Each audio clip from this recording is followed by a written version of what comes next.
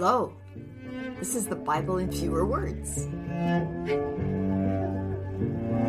We are Carol and Steve Wells. This is episode 27, Exodus chapter 8. Hey, Steve. Well, hi, Carol. I am noticing that we just have one chapter we're doing today. Yeah, sometimes we do that. It depends on what we're covering. Okay. But it seems like this is going to go kind of slowly if we just do one chapter a day. But I guarantee it's going to go a lot faster because the second half of Exodus, there's not much to talk about. We'll cover it, but in fewer words. Great. Last episode, we talked about some tricks that Aaron and Moses were doing, and then they were having a competition with the Egyptian. Yeah, and it seems like the score was 3-2, wasn't it? Yes, it was. What had happened there? We had a rod to snake trick that I guess Aaron did. And then it turned out that the Pharaoh's magicians could do that too. Mm-hmm. But Aaron's snake ate the other snake. Yeah.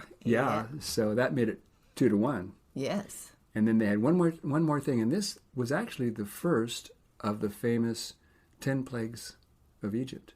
Oh. So we already covered that. The first plague was, remember, they turning the water into, not wine.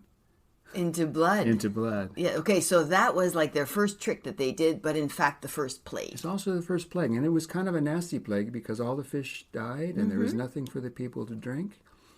Oh yeah, and then it was kind of confusing the because land stank. The Egyptians did the same trick like right the Egyptians after. knew that one too, so that's how it became 3-2. Yes. Yeah. And that's where we are now. This is chapter 8, verse 1. God said to Moses, "Go to the Pharaoh and say to him, 'This is what God says. Let my people go so they can serve me. If you refuse, I'll smite your land with frogs. Frogs will come into your house, your bed, your people, and your ovens.'" Frogs. Frogs. God has such an imagination. Yes, he does. Who would think of having that be frogs all over? Like, that's disgusting. Because they're, squishy and you'd be stepping on them. Yeah, it would be a mess, wouldn't it? Yeah. It would. And I guess that was the idea, and that was the plan. Okay. That's the threat here. And then God says to Moses, "Say to Aaron, stretch out your hands over the water and cause frogs to come up on the land of Egypt." And Aaron did that, and frogs came up over the land of Egypt. Okay, I need to stop you there. Yeah. There's just too much frog talk here. Okay. So God is saying, go to the Pharaoh and say, "Let my people come serve me." So this is really all to have the people come serve them. But I think it's a little bit of a trick so that once they're in the wilderness, away from the Pharaoh, they're just going to keep going and they won't come back. Yeah, I think that's likely, but it doesn't say so. No. But I imagine that's kind of what the Pharaoh might be suspecting. Okay, and this is also that God can be served. So God can be served, yeah. And that means adored. I think he wants his animal sacrifices. Okay. So he's feeling kind of down and he needs people to say, "You're such a great God"? I think so, yeah. Okay. Because he doesn't have any other people. These are the only people he's got. They're enslaved and they're not able to worship him and pray to him. I guess they can pray, but they can't do their sacrifices to him. Yeah. And after Aaron brought frogs up all over Egypt, the Pharaoh's magicians did the exact same thing. Yeah. Yeah, and one thing we were wondering about with the blood was after Aaron turned the water to blood, or Moses did, the Pharaoh's magicians were able to do the same thing, and how they must have been some cleanup process there, because you can't just have a bloody mess and then make another bloody mess over the top of the bloody mess. Unless the magicians were just saying, "Hey, this is my bloody mess. I did this magic." Yeah. Okay, so maybe they had one, but it sounded like it was all over the whole, at least all the waters in Egypt. Yes. So it's hard to know how they did that. They had the same problem here because you have all the frogs all over the place. But then the pharaohs do the same thing, so they must have got rid of the frogs before the pharaohs could show their trick. And more frogs came over. Yeah. Yeah, that is confusing. So it seems difficult to manage this one, but that's what happened. And so now is it 4-3? Yeah. So we're going to move on. Yeah. Then the Pharaoh said to Aaron and Moses, if you ask your God to get rid of the frogs, I'll let the people go sacrifice to him. So actually his magicians also brought in some frogs. So it's not just all... Right. That is strange. So Moses said to him, when would you like me to ask God to do that? Okay. And Pharaoh said, tomorrow. You'd think the Pharaoh would say, right now. No, he's a busy guy. He had to schedule it. Okay. God's a busy guy. Well, and Pharaoh too. Oh, and Pharaoh too. Yeah, like Pharaoh has to do a lot to have He the put frogs. it on his schedule, yeah. Okay. Moses said, okay, I'll ask him to get rid of the frogs tomorrow.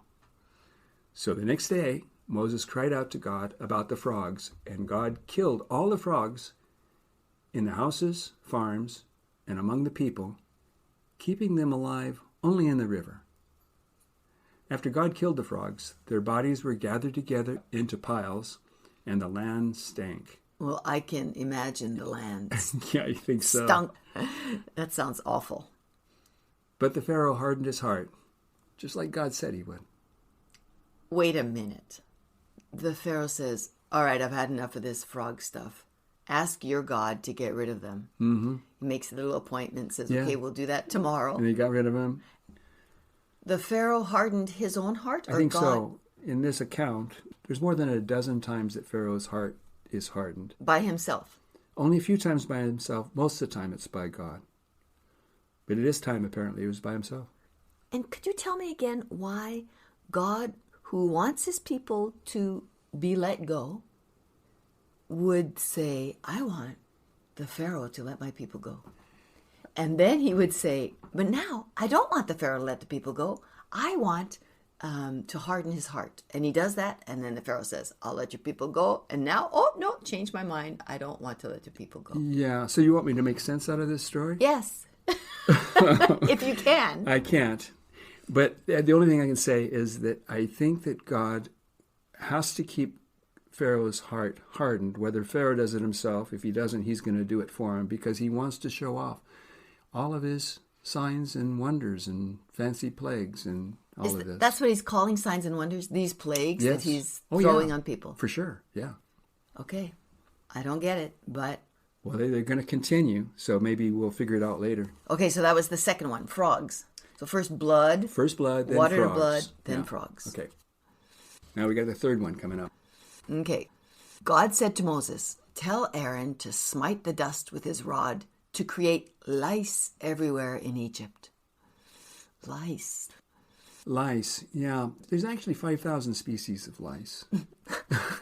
Okay, I wonder which one this one was. Well, this was probably, there's only one species of lice that affect humans, and this is probably it.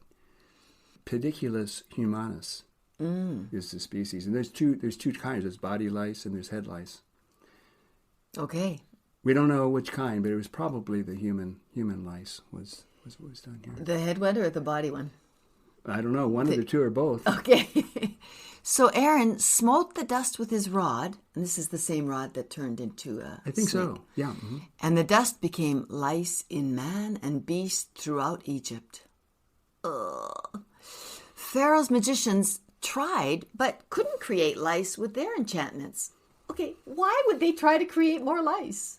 Well, because they're trying to match God's. It's a competition. Obviously, it's a competition, right? Okay. And they've been able to keep up so far, but now they've got lice. And they can't. They can't do it. So they said to Pharaoh, "This is the finger of God." God is the only one who can create lice like this. Who else could make lice? I guess And cover us all with lice. the Egyptian magicians could not. They couldn't. Only God could do something like that. Okay. Only God can create a louse. All right, let's move on to the fourth plague. Okay. God said to Moses, get up early tomorrow and say to the Pharaoh, let my people go so they can serve me. Yet again, he says that. Right. Or I'll send swarms of, what do you think he's going to send this time? I know. You know? It says right here. Flies. Yeah. I'll send swarms of flies on you, your people, your houses, and the ground. Except in the land of Goshen, where my people live, there won't be any flies there. That's a pretty good trick. Yeah. All on its own. Not letting flies hang out in On the that, costume. and flies are everywhere. I'm sure they were everywhere there at the time. for sure, yeah. I discriminate between my people and everyone else. That way, everyone will know that I'm God. I guess it's a no-fly zone. Yeah, that's right. Goshen would be a no-fly zone. Yes. Yeah. So God sent flies on everyone in Egypt. The whole land was completely corrupted because of the flies. The Pharaoh called Moses and said to him, "Go sacrifice to your God." So Moses asked God to remove the flies, and God removed the flies from Egypt. Now, of course, the competition is now over. I think it was the official score was 5-3. Aaron and Moses won that contest. I guess they did. Yeah. Well, 5-3. 5-3. That's yeah. all you need. Yeah, and that I think they're going to quit now. They're done. They couldn't do the lice. They didn't even try to do the flies. Oh, the Egyptians. Yeah. But the last verse of this chapter is, "But the Pharaoh hardened his heart and wouldn't let the people go." Now, as far as the flies go, there are 125 species of flies that we know of today. So people argue about which flies they might have been. There are some that are worse than others. Oh yeah, there are. There are some pretty nasty flies, and so a lot of people think maybe it was the horsefly. Horseflies. That'd be bad. I've also been bitten by deer fly, and they're pretty awful. They're awful, and of course a mosquito is a fly as well. Oh, so it could be really? Yeah. I didn't know that about mosquitoes. Oh yeah, mosquitoes are flies. Okay, well, all very pleasant things to talk about today, and the competition. Well, we think it Aaron doesn't really Moses. continue anymore. It's over. I mean, I don't want to spoil anything, but it's mostly now just God's show. Just the God show. Yeah, the Pharaoh's magicians have given up. They couldn't do lice. They're done.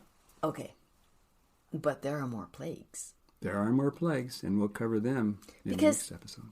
These plagues, people talk about the 10 plagues of Egypt. Yeah.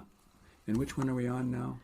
We're on the fourth plague. The fourth plague was the flies. Yeah, so we've still got some coming up. Yes, we do. Got 6, I guess, coming up. We should have a little contest. People who can name the rest of the plagues. Yes. And there was a couple there. I would have a hard time just off the top of my head. Yeah. Okay, well, thank you. And we will see you next time. Bye-bye.